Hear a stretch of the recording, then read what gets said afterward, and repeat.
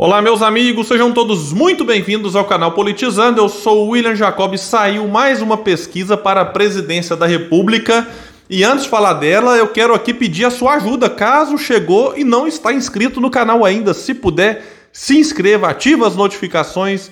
Se assistir esse vídeo e gostar, manda o joinha para cima, o like. Se não gostar, manda o dislike, comenta, compartilha. Como eu tenho falado sempre, a gente está na rotina aqui de pré-campanha. Eu sou pré-candidato a deputado federal pelo estado de Minas Gerais e está muito corrida, não estou conseguindo compartilhar em grupos de WhatsApp, Facebook, como eu fazia antes. Então quem puder nos dar essa força vai ser muito importante.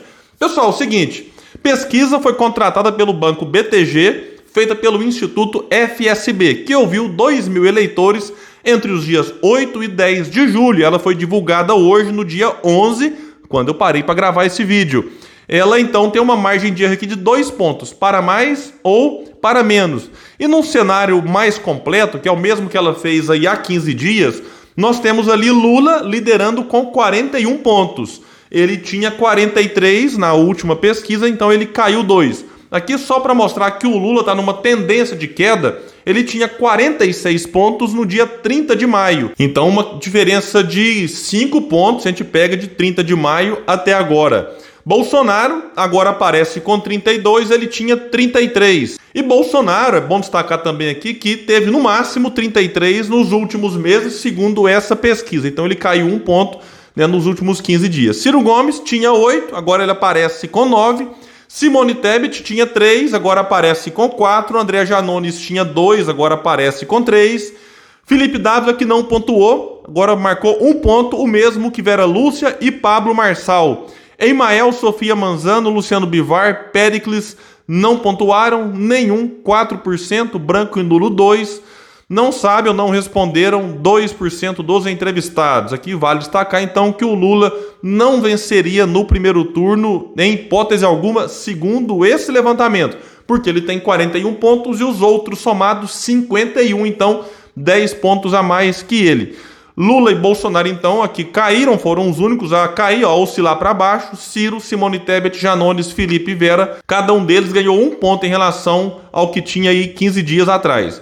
Num cenário reduzido, só que aí quem que eles tiraram? Quem de fato não pontuou. É claro, quando o Instituto sai para fazer a pesquisa ou faz por telefone, como foi o caso desse aqui, você não tem como saber quem vai pontuar ou não. Mas aconteceu desse cenário aqui reduzido não ter justamente os nomes daqueles que não pontuaram. E aí a oscilação foi praticamente nenhuma. Lula tinha 41, agora aparece com 42, mas Bolsonaro manteve os 32, Ciro manteve 9, Tebet manteve 4, Janones 3, Pablo 1, o Felipe, que tinha 1 no outro cenário, agora não pontuou, nenhum, 5, branco e nulo 2, não responderam, não souberam responder 2%. Vamos ver agora aqui os cenários de segundo turno, também algumas oscilações, porém pequenas. Lula derrotaria Bolsonaro 53-37, uma diferença aqui de 16, que era de 15. Então vejam, coisa curiosa, né? O Lula caiu 2 pontos no cenário de primeiro turno e o Bolsonaro caiu 1. E aqui no segundo turno o Lula ampliou a vantagem em 1 ponto sobre o atual presidente. O Lula venceria Ciro Gomes se as eleições fossem hoje 48-30, uma diferença de 18 que era de 21. Aqui eu faço sempre uma explicação daquilo que, né, a gente tem que entender o que pode acontecer caso esse cenário de segundo turno aconteça nas eleições. Eu acho que se isso acontecer, o Ciro conseguiria derrotar o Lula. Por quê? Porque o Ciro, nesse momento, ele não tem os votos daqueles que são bolsonaristas assim, não abrem mão. Então, quando indagado, esse eleitor diz que anularia o voto.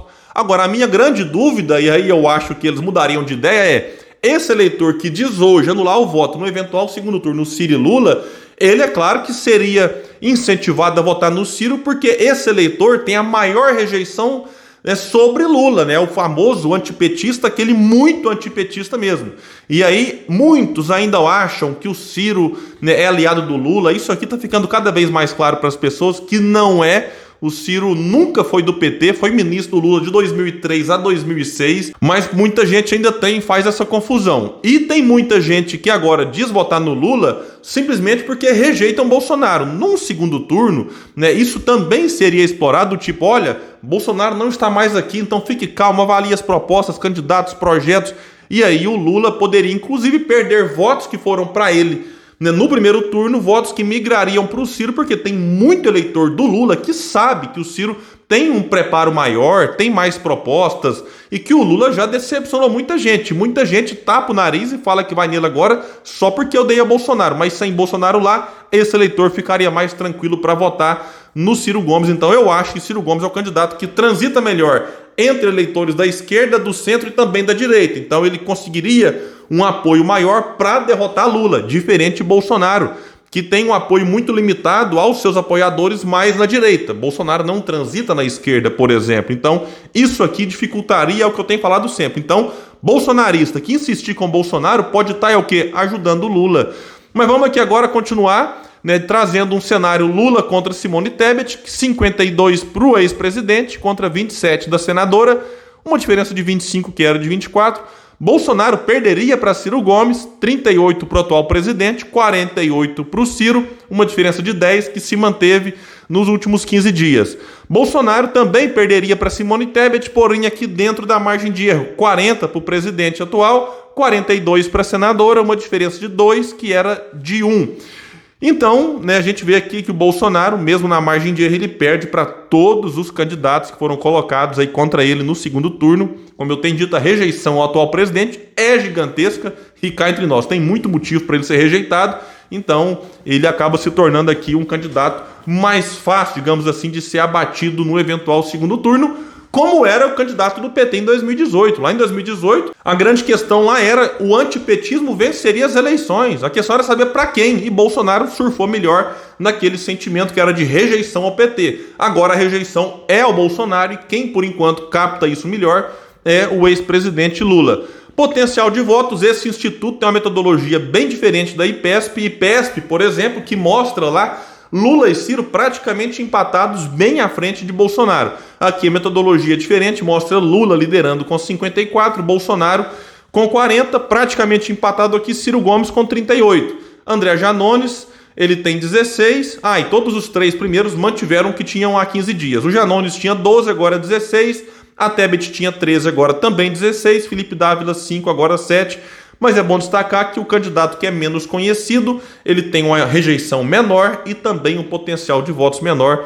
Por isso aqui Janones, Tebet e Felipe Dávila tem esse percentual baixo. A rejeição dos três principais aqui colocados, Lula, ele aparece com 44 de rejeição, ele mantém o que ele tinha antes. Ciro Gomes tinha 51 de rejeição, aparece com 49 agora, caiu a rejeição do Ciro, segundo esse instituto, que também tem uma metodologia bem diferente do Datafolha, por exemplo, que o Ciro teve lá 24 de rejeição, aqui ele aparece caindo, mas mesmo assim com 49, insisto, é a forma como a pergunta é feita. E Bolsonaro aumentou a rejeição, antes era 57, agora 58, a aprovação do seu governo melhorou um pouco, não sei como, mesmo aqui dentro da margem de erro, é difícil achar alguém que de repente passa a achar que o governo tem que ser mais aprovado do que era antes. Mas dentro da margem de erro, insisto, era 35, agora 36 de aprovação, nem aprova nem desaprova, era 3, agora 5, e desaprova o seu governo, era 60, agora 58. Vejam que a rejeição dele coincide com o índice daqueles que desaprovam o governo.